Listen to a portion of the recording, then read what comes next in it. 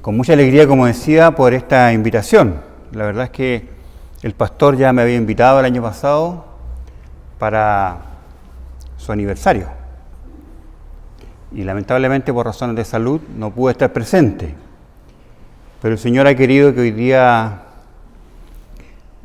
pueda acompañarles, entonces traje el sermón que había preparado para el año pasado, que tiene que ver con su aniversario. Y la verdad es que, como decía el pastor, a mí en lo personal me produce mucha emoción estar en este lugar y en este púlpito. Porque la primera vez que me tocó predicar la palabra del Señor fue en esta iglesia, en este templo y en este púlpito. Eso fue hace cerca de 45 años atrás. Probablemente, a lo mejor nuestro hermano Benaví estaba presente, o nuestra hermana Phoebe. Muchos que ya han partido.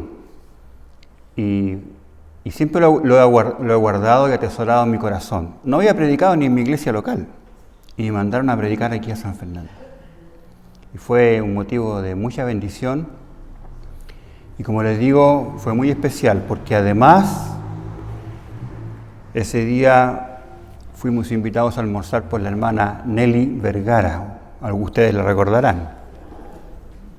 Y nunca he podido olvidar el sabor de esa cazuela, aunque han pasado los años. Así es que, queridos hermanos, les saludo en forma muy especial y también traigo el saludo de la comisión ejecutiva del sínodo de nuestra iglesia, que informados que venía hoy día aquí, me manifestaron especialmente que entregaran un cariñoso saludo a los hermanos de esta amada congregación para que el Señor les siga bendiciendo grandemente.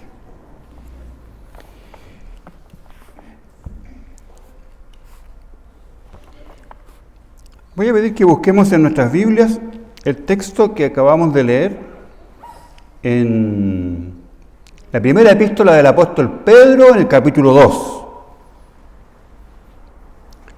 ¿Y cuántos de ustedes recuerdan haber ingresado alguna vez a la enseñanza básica, al primero básico? A lo mejor a los mayores ya se nos olvidó. A los más jóvenes todavía puede que haya un recuerdo por ahí. El primer día de clases en kinder.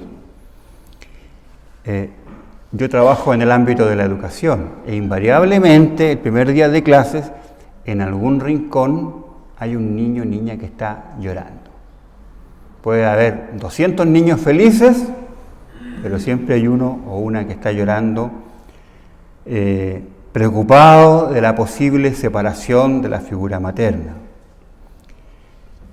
Algunos de nosotros, o algunos de los presentes, a lo mejor no queríamos abandonar a nuestros padres, o estábamos ansiosos. Sin embargo, extrañamente en estos tiempos, no sé si ustedes se han fijado, que cuando las personas llegan a octavo básico, hacen una graduación. Antes no era así. Se pasaba, especialmente si uno estudiaba toda su vida en el mismo colegio, era promovido a otra enseñanza, ¿no? A enseñanza media. Pero ahora, con el riesgo del bolsillo de los padres, hay que hacer una graduación con todo lo que ello implica. Y cuando uno llega a octavo básico, siente que ya ha llegado a un nivel y se va a graduar. Sin embargo, este sentimiento es parcial, porque sabe en su fuero más íntimo que está entrando a otra etapa que todavía quedan muchos desafíos por delante. No sé cuántos años tiene esta iglesia organizada ya. 121 años como iglesia organizada. Y como 121 años sentimos que a lo mejor ya hemos cumplido con nuestra misión, pero en nuestro fuero más íntimo sabemos que todavía nos queda mucho que trabajar por delante hasta que el Señor venga. Podemos decir junto al salmista: grandes cosas ha hecho Jehová con nosotros, estaremos alegres. Grandes cosas ha hecho el Señor con nosotros. Amén. estaremos alegres. Cuando uno llega, por ejemplo, a octavo básico, lo último que piensa es regresar al sexto básico y hacerlo de nuevo, aunque haya sido muy divertido. Hay gente que, yo veo a algunos estudiantes que lo pasan muy bien en el colegio, hacen muchas amistades y les entretiene muchísimo.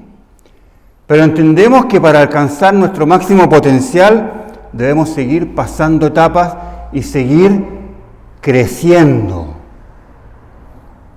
Y en términos espirituales, también sabemos que debemos seguir creciendo.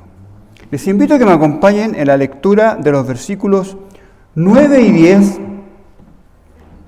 del capítulo 2 de Primera de Pedro. Primera de Pedro, capítulo 2, versículos 9 y 10. Voy a leer en la inigualable belleza de la versión Reina Valera 60.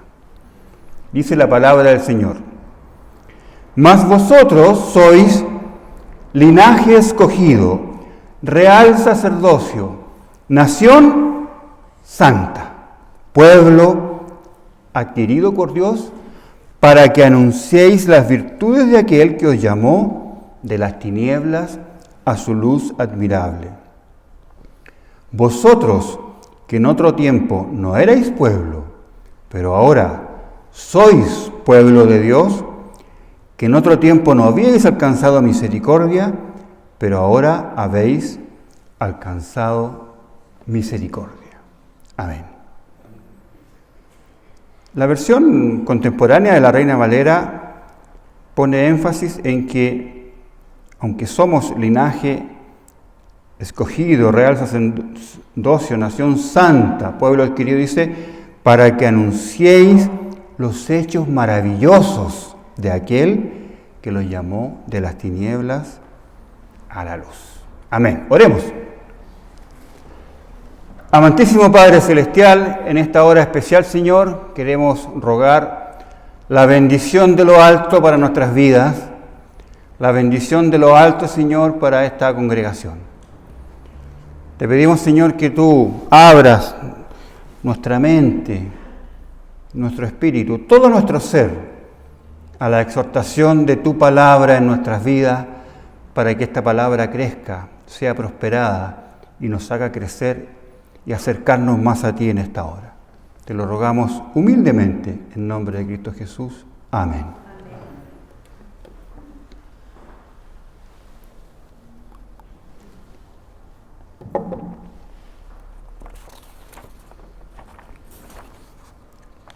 En los versículos anteriores de este capítulo de la Epístola de Pedro, el apóstol Pedro está resaltando que para los que creen, el Señor es de un gran valor, pero para los que no creen, es una piedra de tropiezo, dice, porque son desobedientes a la palabra y su desobediencia prueba que no son hijos de Dios.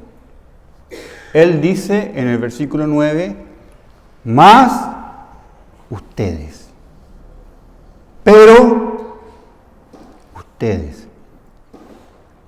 En los versículos anteriores está haciendo la diferencia, que para los que no creen, el Señor ha venido a ser piedra de tropiezo y agrega a continuación, pero ustedes no son de ellos. Ustedes no forman parte del grupo que rechaza a Jesús, la piedra viva. Ustedes no son los que tropiezan con su verdad. Más bien ustedes son los que la abrazan y la atesoran como lo más valioso de sus vidas. Con las palabras, más vosotros, pero ustedes, están enfatizando el contraste enorme que hay entre los que confían en Cristo y entre los que no confían en Él. Está marcando la diferencia entre los que creen en Cristo y le obedecen y los que no le obedecen. Esto, queridos hermanos, es fundamental en estos tiempos, porque pareciera que en estos tiempos los que no creen prosperan. Pareciera que en estos tiempos No obedecer a Dios permite que me vaya bien en la vida. Y el apóstol Pedro está diciendo, de ninguna manera, porque Cristo es lo más valioso de sus vidas. Los cristianos, los creyentes, nosotros no hemos sido rechazados por Dios, sino que somos herederos de los títulos que originalmente le pertenecían a la nación de Israel. Pedro se dirige a los creyentes y les comunica las buenas nuevas, que ahora ellos son el pueblo de Dios, y eso implica grandes privilegios. Les dice, ustedes antes no eran pueblo, pero ahora son pueblo de Dios. Y como tal, heredan todos los privilegios del pueblo de Dios, a saber, la nación de Israel, que ahora es la iglesia. Y quiero destacar tres aspectos en estos dos versículos, especialmente en el versículo 9. En primer lugar, ¿qué es lo que está haciendo el apóstol aquí? Él está reafirmando las características que definen nuestra identidad como parte del pueblo de Dios. Nos dice que somos pueblo de Dios y también nos dice qué características tenemos por ser parte del pueblo de Dios. Tienen un significado especial estas palabras porque ese fue el nombre con que el Señor llamó al pueblo de Israel en el Antiguo Testamento, llamado en aquel tiempo el pueblo de Dios. Lo vemos ahí en Éxodo y en Deuteronomio. Los conceptos que utiliza el apóstol son extraídos de textos que encontramos en Éxodo y en Isaías. Nombres dados a Israel como la comunidad redimida de la servidumbre de Egipto, por ejemplo, en el Éxodo, o en el contexto de la redención del exilio en Babilonia. Lo vemos ahí en Isaías. Ahora sabemos con certeza absoluta que la iglesia es el pueblo de Dios. Y entonces el Señor aplica las mismas expresiones que tenía para el pueblo de Israel a los cristianos. Para los gentiles que se estaban integrando a la iglesia de Cristo, este es un concepto revolucionario que se les identificara con estas frases. No nos olvidemos el celo de los judíos, especialmente de los fariseos, de decir, nosotros somos hijos de Abraham, nosotros somos el pueblo de Dios, el pueblo escogido, y rechazo a todos los gentiles. Y entonces, en aquel tiempo que estaba siendo predicada la palabra en la iglesia primitiva, se estaban integrando los gentiles a la iglesia y se le estaba aplicando como identidad estas características. Linaje escogido, real sacerdocio, nación santa, pueblo adquirido por Dios. Estos nombres representan grandes privilegios que antiguamente solamente Israel había disfrutado. Ellos tenían la misión, al ser el pueblo de Dios, de manifestar el carácter y las obras del Altísimo, de su Dios, de Jehová Dios, para que todo el mundo lo conociera y se sometiera a Él. Esa era la misión del pueblo de Israel. Sabemos, según la historia bíblica y la evidencia escritural, que en algunos momentos de su historia la nación de Israel cumplió con esa tarea, pero en muchas otras ocasiones no fue así. Y eso llevó a que los gentiles blasfemaran contra Jehová. ¿Por qué blasfemaban contra Jehová? Porque veían las obras de supuestamente el pueblo escogido de Dios. Estas obras deberían reflejar a su Dios. Y en muchas épocas de su historia no fue así. Entonces, los cristianos que ahora son llamados así, porque, reitero, ahora la iglesia es el pueblo de Dios, tienen la misión de que su testimonio exprese el carácter y las obras de su Señor.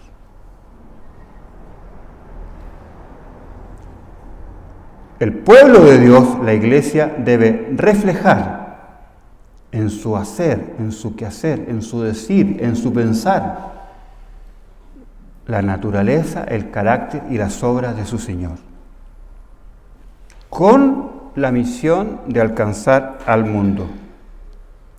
No olvidemos que la mayoría de los lectores de la carta de Pedro no eran hebreos. Por lo tanto, era fundamental para el apóstol determinar las características que definían su identidad. De decirles, ustedes ahora son el pueblo de Dios y esas son las características que debe tener su vida. Cuando se habla, por ejemplo, de linaje, se está refiriendo a un antepasado común.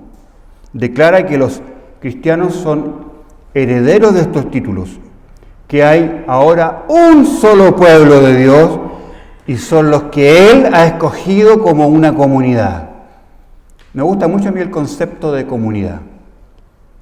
Un poco lo que hemos vivido, ustedes se han fijado, todo lo que hemos vivido en este culto, al cual el Señor nos ha invitado a participar, es expresar el sentido de ser comunidad. ¿Se han fijado en eso? La adoración comunitaria, la alabanza, la oración, los saludos, la preocupación. Todo eso tiene un significado especial, que somos una comunidad, somos un pueblo, y un pueblo especialmente escogido. Cuando habla del sacerdocio, le dice el apóstol a sus lectores que son una casa o un palacio donde Dios es el rey. Su deseo es aclarar su identidad como una comunidad especialmente escogida. Pone énfasis en su función, pone énfasis en su identidad como un grupo distinto a la sociedad donde viven. Así como los versículos anteriores estaba diciendo, para los que no creen, entonces piedra de tropiezo. Ahora está definiendo, esta es su identidad, por lo tanto ustedes deben ser un pueblo, una comunidad distinta, allí en el contexto donde están insertos. Por la sangre de Cristo, Dios nos hizo suyos. Somos posesión de Él. Y por este acto, entonces, nos adoptó como un pueblo y como hijos suyos. Quisiera destacar también un aspecto que se define en dos palabras. Nación santa. Nación santa. Un poco en la oración de confesión escuchábamos este concepto de ser santos. En el capítulo 1 de esta misma epístola, el apóstol Pedro exhorta a los creyentes diciéndole que deben ser santos, porque dice el Señor, yo soy santo. Tal como le decía al pueblo de Israel ahí en el Levítico, sed santos, porque yo soy santo.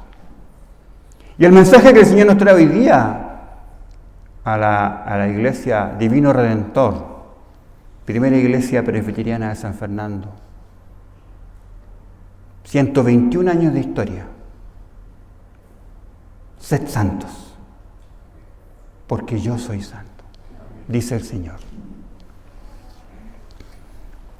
Ya lo había dicho, como decíamos, a la nación de Israel, que tenía la responsabilidad de seguir las leyes de Moisés y demostrar la santidad divina a través de su vida nacional. Su vida nacional, su vida comunitaria, su ética personal. Y entonces el mundo, al ver este testimonio, comprendería que el Señor era el único Dios santo y verdadero. Y es lo mismo que el Señor nos exhorta el día de hoy. En muchas épocas en la historia del pueblo de Israel, las naciones que lo rodeaban solo veían el pecado del pueblo. No podían relacionar este testimonio del pueblo con el carácter del Dios que ellos decían adorar. Pero actualmente el Señor ha dado a la iglesia este privilegio y la responsabilidad de cumplir este propósito, por lo cual la iglesia debe ser santa y reflejar al mundo que el soberano del universo, es santo y verdadero, para que los hombres y mujeres crean en Él. ¿Impactan al mundo de esa forma nuestra vida y nuestra iglesia? ¿Refleja nuestra vida comunitaria, nuestra ética personal, nuestro testimonio como iglesia? ¿Refleja ese carácter de Dios e impacta en nuestro contexto? El Señor hoy día nos está llamando a que nuestro testimonio refleje a Dios e impacte. Y todas las personas que lleguen a este lugar o lleguen al conocimiento del mensaje de este Evangelio puedan decir, sí, verdaderamente adoran al único Dios verdadero. ¿Qué significa la palabra santo en la Biblia? Yo creo que esto lo hemos escuchado muchísimas veces, tanto en el Antiguo Testamento como en el Nuevo Testamento. Las palabras que se traducen como santo, en español o castellano, significan consagrado o apartado para Dios. Está hablando de algo que tiene un solo uso y que es para el Señor. Algo que está reservado y apartado solamente para el Señor. Imaginen ustedes que tienen un traje muy especial. Todos tenemos algún traje o la dama un vestido especial que guardamos para ocasiones especiales. Yo, cuando se casó mi hija, me compré un traje, porque era una ocasión especial en mi vida. Nunca más lo he vuelto a usar. Dudo que me cruce ahora. No sé si a ustedes les pasa, y a lo mejor los varones también se sienten identificados. Todos tenemos algún chaleco o alguna polera regalona, ¿no? Que usamos, pasan los años y la seguimos usando y le seguimos pidiendo que la sigan lavando una y otra vez porque es mi regalón y me gusta usarla. Y el día menos pensado vamos llegando a la casa y encontramos nuestro chaleco convertido en trapero. ¿A quién le ha pasado alguna vez? No me dejes solo en esto. ¿Sí? Imagínense algo muy especial, especialmente reservado para un uso destacado, que sea degradado a un simple trapo o sea degradado para un uso común, cuando son cosas reservadas para una ocasión especial. De la misma manera, nos dice la palabra, somos llamados a ser santos, porque ahora que conocemos a Cristo, tenemos un uso especial, y es para el Señor, no para el mundo. Recibimos el perdón de nuestros pecados mediante la gracia recibida por la fe en Cristo, pero eso no es el fin de nuestra salvación, porque mientras estemos aquí, viviendo en esta tierra, el tiempo que el Señor nos quiera tener, hay que vivir en santidad, reflejar la imagen de Dios en nuestras vidas. ¿Por qué? Porque se han preguntado ustedes, ¿por qué en el segundo mandamiento se les prohíbe a los hombres hacer imágenes que representen a Dios? ¿Se lo han preguntado alguna vez? Dice, no te harás imagen, segundo mandamiento. Porque el Señor, ¿qué es lo que ha mandado? Él mandó al hombre no a hacer imágenes, con H, sino mandó al hombre a ser imagen de Dios. Reflejar la imagen de Dios en su vida. Y ser santo significa eso, significa reflejar la imagen de Dios. Este concepto aparece reiteradamente en el Nuevo Testamento. En Mateo dice, así brille vuestra luz delante de los hombres. ¿Para qué? ¿Para destacar nosotros? No. Así brille vuestra luz, ¿para qué? Para que vean vuestras buenas acciones y glorifiquen a vuestro Padre que está en los cielos. Ese es el llamado que el Señor nos está haciendo. Que tu testimonio refleje a Dios para que los hombres, para que el mundo glorifique a Dios. Es un llamado extremadamente elevado y un verdadero privilegio. Reflejar la imagen de Dios nos equipa para una vida de obediencia. Mientras buscamos llevar a cabo nuestro llamado a representar a Dios en el mundo. Pablo dice que nuestra nueva naturaleza en Cristo se va renovando hacia un verdadero conocimiento. Fíjense qué interesante. Ahí en Colosenses dice que nuestra nueva naturaleza se va, en el versículo 10, se va renovando hacia un nuevo conocimiento conforme a la imagen de aquel que lo creó. ¿Qué nos está diciendo? Nos está diciendo que es un proceso. Dice, se va renovando continuamente.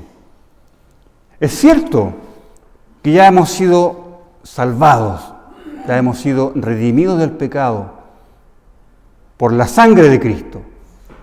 Pero ese no es el término del proceso, no es graduarse. Ahí comienza el proceso en que nuestra naturaleza se va renovando en un proceso continuo. ¿Para qué? Para reflejar la imagen de nuestro Dios en nuestra vida.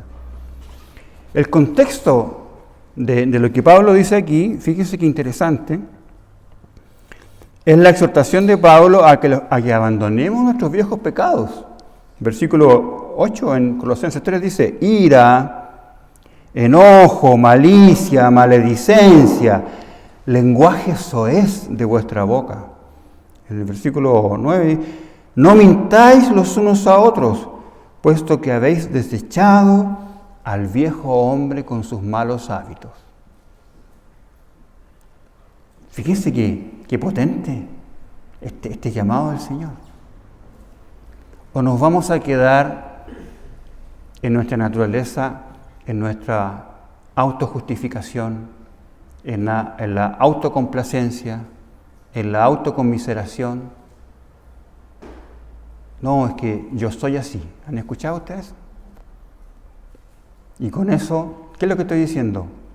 Me tienen que aguantar nomás. Eso es autojustificarnos. La palabra del Señor nos dice no. Trabaja en tu santidad. La manera más fiel en que portamos la imagen de Dios es mediante la justicia práctica que nos capacita cada día para ser más como Dios en nuestra actitud y en nuestra conducta. Sed santos, porque yo soy santo. Ese es el llamado al cristiano. Y solamente de esa manera vamos a reflejar el carácter de nuestro Dios, definiendo la dimensión moral de llevar la imagen de Dios.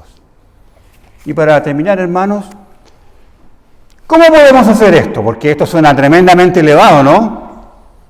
Tremendamente complejo en términos espirituales. ¿Qué es lo interesante de la enseñanza escritural? No solamente el Señor nos dice el qué, sino también nos indica el cómo. O sea, nos dice sed santos, ¿ok? Pero también nos está diciendo cómo podemos llevar este proceso paulatino de acercarnos más a ser imagen de Dios. Mostrar a Dios por lo que hacemos. Deberíamos primero dedicarnos a fortalecer nuestra propia fe y acercarnos a Dios para que podamos ser usados para fortalecer a otros. No sé si ustedes saben, los que han viajado en avión, antes de despegar el avión, las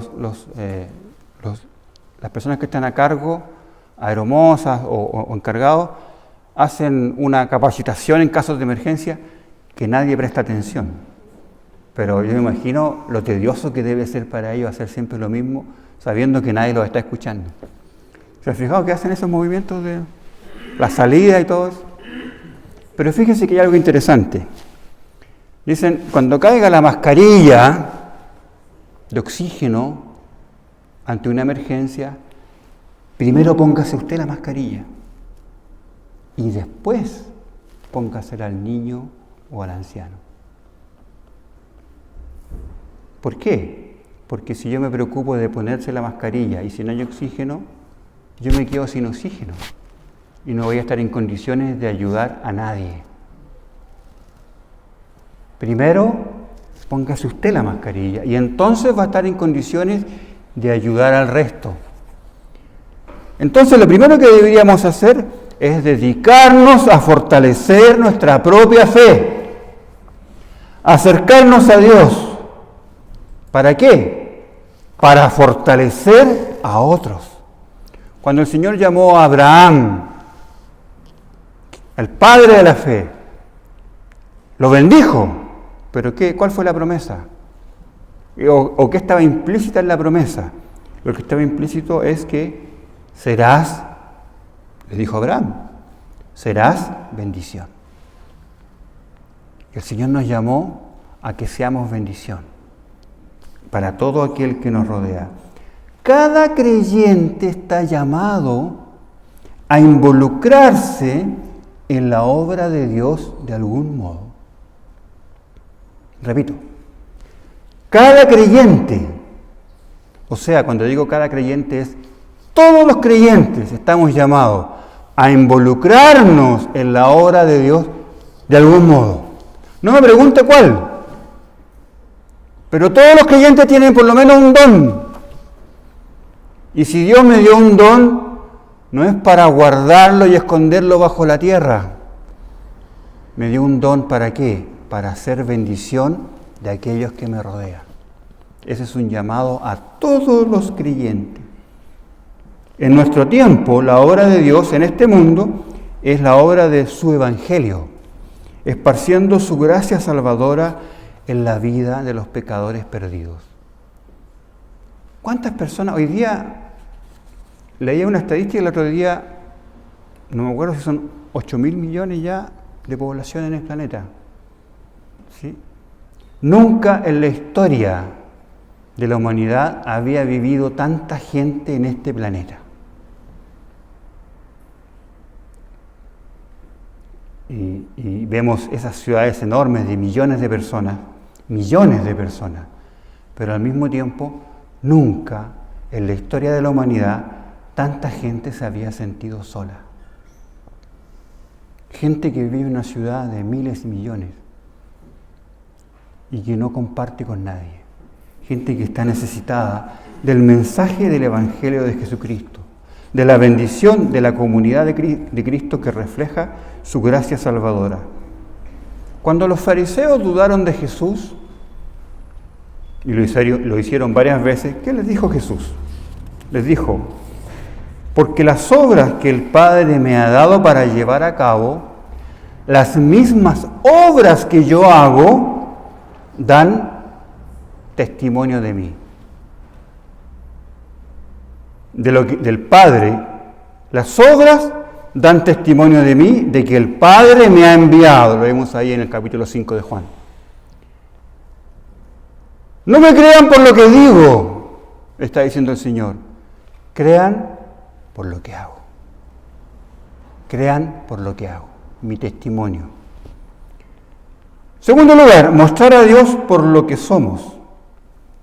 En Corintios el apóstol Pablo dice, nosotros todos, con el rostro descubierto, contemplando como en un espejo la gloria del Señor, estamos siendo transformados en la misma imagen de gloria en gloria, como por el Señor, por el Espíritu.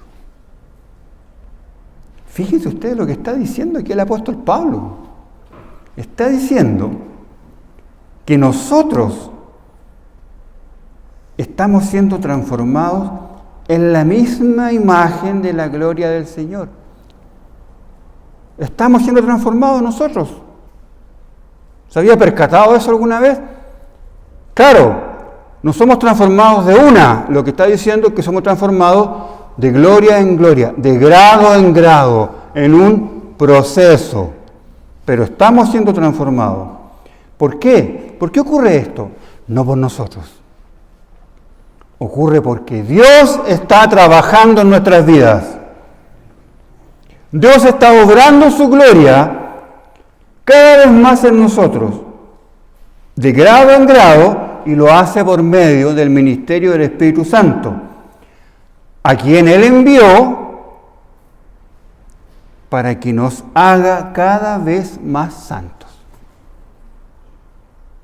La misión del Espíritu Santo, este crecimiento en santidad, se llama o se conoce como el proceso de santificación, y que la Biblia identifica como la gloria de Dios en mí, de gloria en gloria. El Nuevo Testamento dice que los cristianos deben ser hechos conformes a la imagen de su Hijo, para que Él sea el primogénito entre muchos hermanos. ¿Cómo ocurre esto? ¿Cómo somos transformados de un nivel de gloria a otro mayor? La Biblia tiene recursos claves. Como decíamos, el cómo. Cuando subimos al avión nos dan una cartilla con las medidas de seguridad, las instrucciones. ¿Ya? ¿Qué es lo que nosotros venimos a recibir a este lugar o cada vez que la comunidad de Dios se reúne, ya sea aquí en los hogares? ¿Qué es lo que estamos haciendo? Recibir las instrucciones del Señor para este proceso de santificación. Se denominan medios de gracia. La palabra de Dios, la oración y los sacramentos. Y yo, en lo personal, si me permite el pastor, agregaría la comunidad.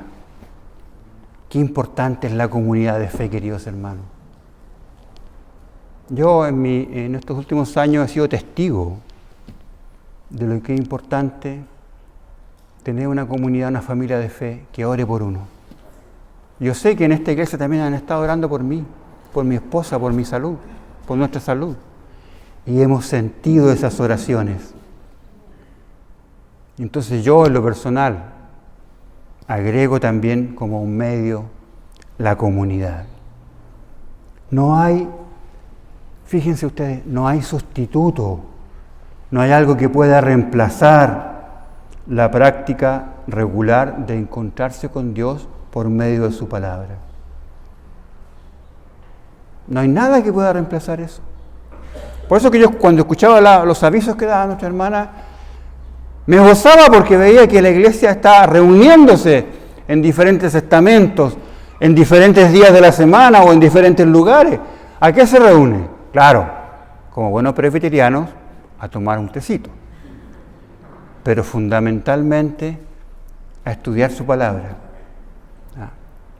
Me gozaba cuando el pastor me indicó que tienen una escuela bíblica dominical, que algunas iglesias han perdido esa práctica y que debería volver a activarse. ¿Para qué tenemos escuela bíblica dominical? Para estudiar la palabra de Dios. No hay nada que pueda reemplazar eso en la vida de un creyente, queridos hermanos. Ser instruidos por Él y meditar en su gloriosa verdad. Segundo, es virtualmente imposible encontrar a un creyente grandemente usado por Dios que no esté fuertemente dedicado a la oración. Es virtualmente imposible encontrar una comunidad de fe, una iglesia que sea grandemente usada por Dios, que no esté fuertemente dedicada primero a la oración.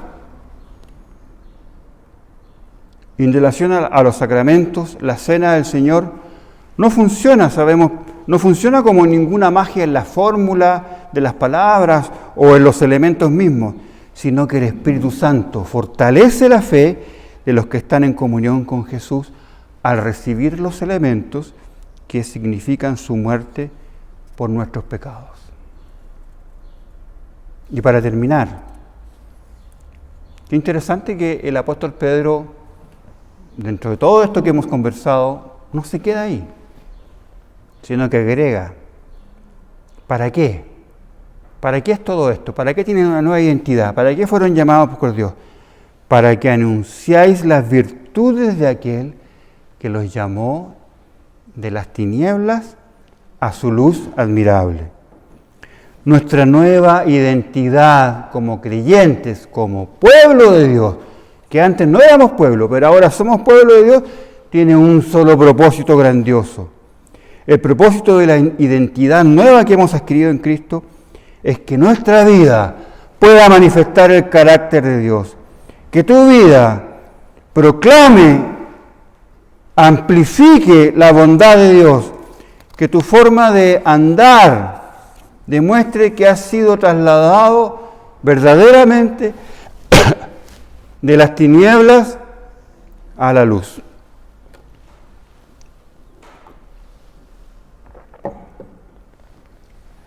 Que tu conducta, que nuestra conducta sea un letrero. Había puesto una pancarta, pero ahí se me cayó el carnet. Que sea como un TikTok. Que anuncie al mundo que has sido rescatado por misericordia y que todas las luces se dirigen a tu Salvador. En tiempos antiguos, el Señor tenía que decir a los gentiles, ustedes no son pueblo. Lo vemos ahí en la Escritura. Porque no pertenecían a los que Él había escogido para ser sus representantes en el mundo.